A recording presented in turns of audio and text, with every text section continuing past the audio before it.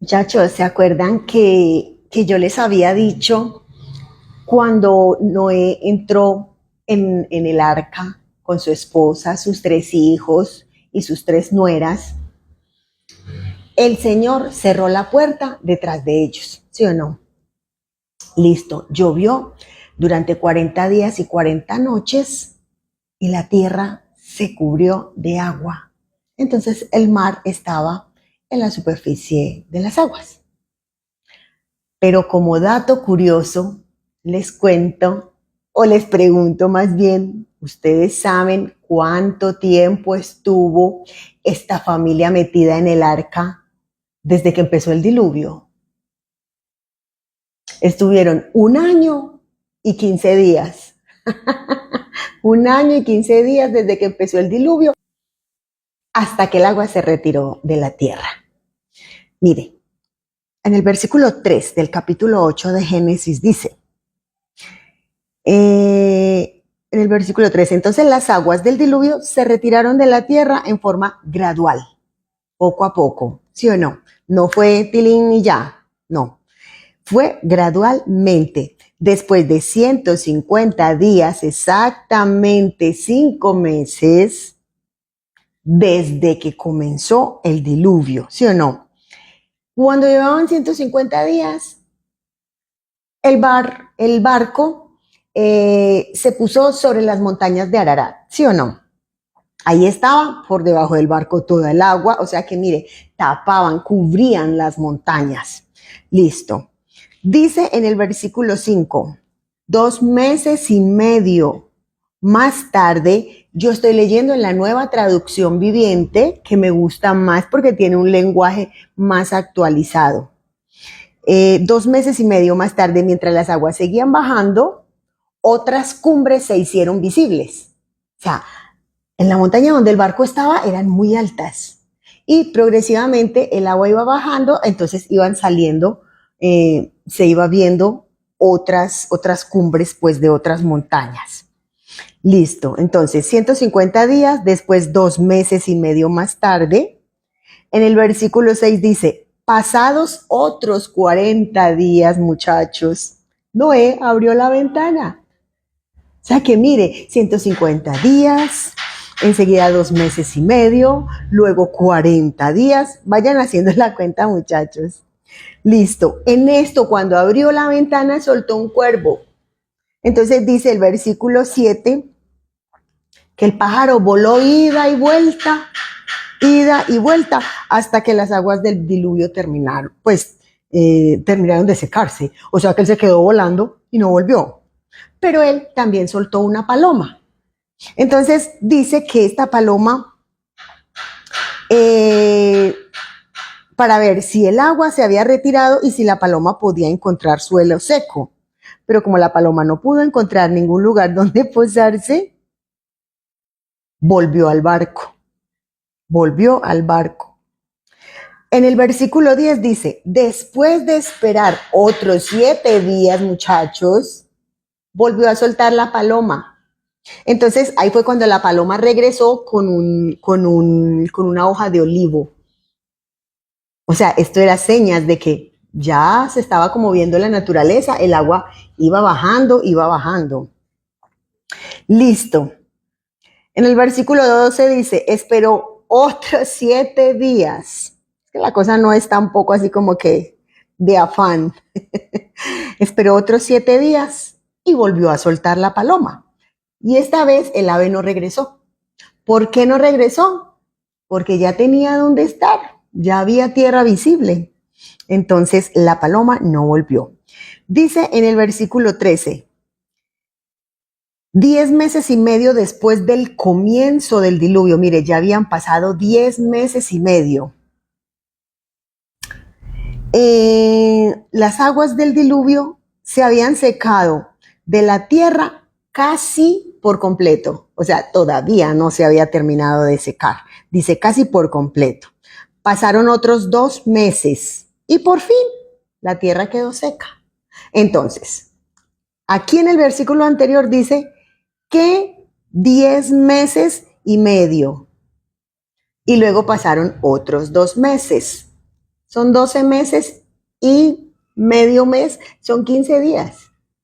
Entonces ellos estuvieron en la barca desde que comenzó el diluvio hasta que la tierra se secó, ya el agua se secó y ya ellos podían salir. 1 año y 2 semanas. Eso es un dato curioso, muchachos. Listo. Entonces ya Dios les dijo, salgan del arca y saquen a todos los animales para que se reproduzcan. Se reproduzcan los animales y se reproduzca la gente de nuevo. Listo, con estas 8 personas empezó de nuevo Dios a poblar la tierra. Yo creo que esta es como la segunda oportunidad, ¿sí o no? O por lo menos segundo intento de Dios luchando con nosotros, con la humanidad, para que cumpliéramos sus propósitos. Entonces, cuando salieron, Noé construyó un altar para Dios y llevó ofrendas quemadas, bueno, como era la costumbre en ese tiempo. Y a Dios le agradó, Dios se agradó de esto. Muchachos, aquí hay algo tan bonito que ustedes lo tienen que saber. Imagínense que el Señor se agradó de este sacrificio, de este altar que Noé le preparó. Y entonces el Señor les dijo, nunca más volveré a maldecir la tierra por causa de los seres humanos. Estoy en el versículo 21 del capítulo 8. Aun cuando todo lo que ellos piensen o imaginen se incline al mal desde su niñez. Mire que todos tendemos al pecado, muchachos. Y nosotros los cristianos, por ser cristianos, por buscar de Dios, no quiere decir que ya no vamos a pecar. Así que quítense esas telarañas de la cabeza. Nosotros somos personas, somos humanos y también fallamos y también pecamos. Solo que nos arrepentimos porque sabemos quién es Dios, porque lo conocemos. Entonces vamos de nuevo a pedir perdón. Y esto no es normal en todo el mundo. Cuando yo no conocía las cosas de Dios, yo la embarraba y seguía mi vida normal, como si nada hubiera pasado. No, muchachos, hay que ir, hay que limpiarse, hay que reivindicarse, hay que empezar de nuevo de la mano de Dios. Entonces mire tan lindo, aunque la maldad de los hombres sea tan grande, yo no volveré a maldecir la tierra y nunca más volveré a destruir a los seres vivos. ¿Cómo les parece? Esto lo dijo el Señor después de que pasó todo el diluvio. Pero lo lindo que yo veo acá que les quiero contar está en el capítulo 9. Estábamos en el 8, está en el capítulo 9, en el versículo 11. Mire qué tan lindo Dios. Él dijo, sí, yo confirmo mi pacto con ustedes. Nunca más las aguas de un diluvio matarán a todas las criaturas vivientes. Nunca más un diluvio destruirá la tierra. Les doy una señal de mi pacto con ustedes y con todas las criaturas vivientes. Es decir, fue un pacto lo que él hizo. Fue un pacto con la humanidad. Yo no los voy a volver a acabar de esta manera como los acabé con el diluvio. Y como dice, les doy una señal de mi pacto con ustedes, como quien dice, una prueba, como ahora firmamos un contrato, una letra, es lo mismo, es la señal de Dios con nosotros de que Él hizo ese pacto. En el versículo 13 dice, he puesto mi arco iris en las nubes. ¡Qué belleza! Esa es la señal de mi pacto con ustedes y con toda la tierra. Cuando envíe nubes sobre la tierra, el arco iris aparecerá en las nubes y yo me acordaré de mi pacto con ustedes y con todas las criaturas vivientes. Este arco iris es la señal del pacto que yo confirmo con todas las criaturas de la tierra. Cuando veamos el arco iris, mi amor, es porque Dios se está acordando de lo que nos prometió. Porque si se lo prometió a Noé, se lo prometió a la humanidad. Lo que Dios dice es para todo el mundo. Cada quien verá si lo agarra para sí o no. El arco iris es Dios recordándonos, miren, yo les prometí que nunca los voy a volver a acabar por un diluvio. Otra cosa es la maldad de la humanidad.